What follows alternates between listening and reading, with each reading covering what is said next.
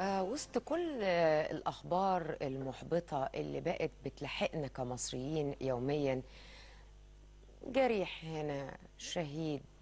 يعني بقت الشخصية المصرية عاجزة أمام هذه الأخبار عن إنها تبقى متماسكة تميل للإيجابية. كنا شعب مرح، شعب بيضحك، وشعب بيقول النكت، وشعب بيقدم مسرحيات كوميدية وأفلام كوميدية واستعراضية. بقينا شعب حزين. دكتور أحمد علام معانا النهاردة، الخبير في التنمية البشرية، هدينا بعض الوصايا، 10 وصايا تقريبا بتخلينا ما نستجبش لهذه السلبية. ازاي نقدر نبقى إيجابيين؟ دكتور أحمد، صباح الخير. صباح النور. دي حالتنا، يعني خلينا أقول إن أنا ساعات برئيسة القناة بتكلمني تقول لي اضحكي، انت هتفضلي على طول طالعه مكشره كده. اقول لها ما بقتش عارفه، يعني خلاص بقت من كل الاخبار اللي بقت كده ما بقيناش عارفين نبقى زي طبيعه الشعب المصري. قولي نعمل ايه عشان نخرج كلنا من الحاله دي؟ ده هي مش بس حالتنا، يعني حضرتك على مستوى العالم كله في حد في الدنيا بيحب يبقى حزين؟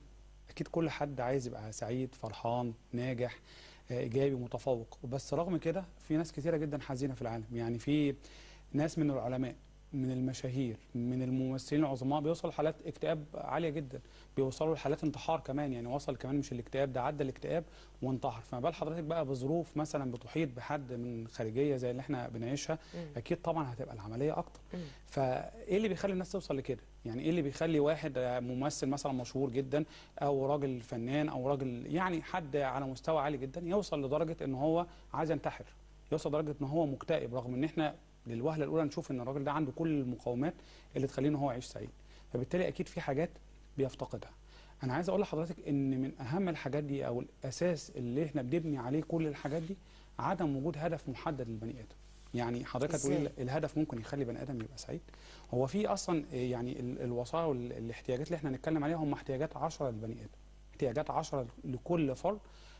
لازم كل واحد عايز يحققهم، ولو ما يقدرش يحققهم حتى ممكن يبقى مش عارف اسمهم او مش متاكد ان الحاجه دي اسمها كذا. بس حتى لو فكر ان هو يحقق الكلام ده كله وما حققوش هيوصل لدرجه الاكتئاب. ايه هم الاحتياجات ال10 اللي حددوهم العلماء للموضوع ده؟ الحاجه اقولهم الاول ولا نشرحهم واحنا ماشيين ولا بسرعه؟ طيب الحاجه للبقاء، ده كل الناس عايزه تبقى عايزه اكيد تعيش. الحاجه الانتماء، عايز كيان ينتمي اليه، عايز حاجه معينه، ان شاء الله نادي، ان شاء الله الاسره اللي بينتمي اليها. الحاجه للحب، الناس ما بتسمع كلمه الحب دي مفتقده، في ناس كتيره جدا مفتقده الحته دي، في مشاكل حتى اجتماعيه توصل الناس ان هي مفتقدين الحب. الحاجه للتقدير، وعملوا احصائيه لقوا ان 92% من حالات الانتحار في العالم انتحروا نتيجه فقدانهم لهذا التقدير. يعني مش لاقي اللي حواليه مقدرينه، بيعمل عمل ومش لاقي حد واقف معاه او يقول له انت عملت حاجه كويسه او يقف جنبه او يساعده. الحاجه الاستقلاليه الشخصيه، الحاجه للانجاز، ودي بقى مهمه جدا ونحط تحتها 100 خط. الانسان اللي ما بينجزش حاجه عمال يشتغل هوجائي كده ما بينجزش حاجه، في الاخر بيوصل عنده احباطات، بيوصل عنده حزن جواه.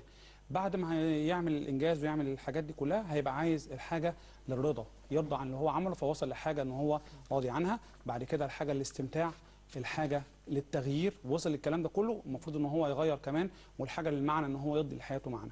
لو بصينا حضرتك لل10 الحاجات دي هتلاقي ان تقريبا يعني نقول 3/4 مفتقد عند ناس كتير كده.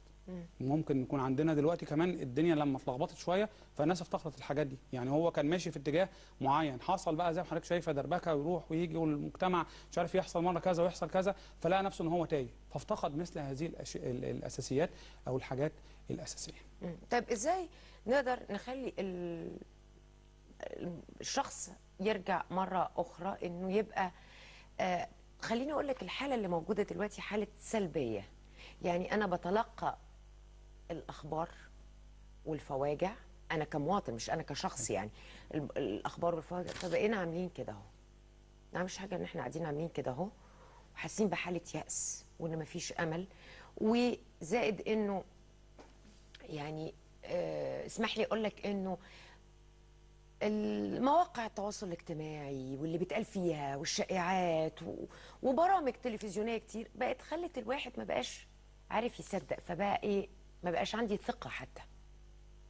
طب نطلع من الحاله دي ازاي؟ ايه اللي المفروض نعمله؟ ما هو يطلع نفسه، لازم الانسان يدفع نفسه ان هو يطلع من الكلام ده. ما هو محدش هيجي يعني حضرتك النهارده شفتي حاجه سيئه، قريت على مواقع التواصل الاجتماعي حاجه خلت الواحد يكتئب، هيجي واحد من بره يخرجني ويخليني اخرج من الاكتئاب ده، ولا انا لازم اخرج منه بنفسي؟ اكيد لازم اخرج منه ازاي بنفسي. بقى؟